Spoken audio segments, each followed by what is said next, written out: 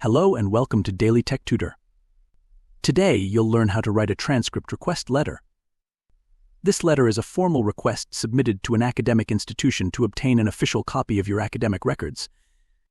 It is often required for further education, job applications, or immigration process. You'll begin your transcript request letter by addressing it to the registrar, including the institution's name, address, and the date. Then, write a formal salutation like "Dear Sir, Madam," and clearly state your request for an official transcript.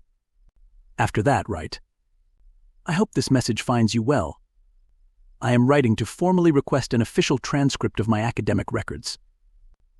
I graduated from program name at institution name and month, year, and I require the transcript for further education employment purposes. Please let me know if there are any specific forms or fees required to process this request.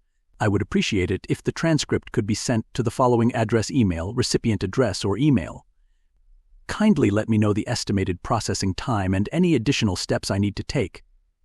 Thank you in advance for your assistance. Sincerely, your full name." This is the sample transcript request letter we've prepared.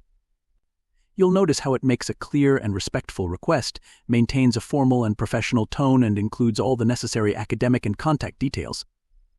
And with that, I conclude today's tutorial.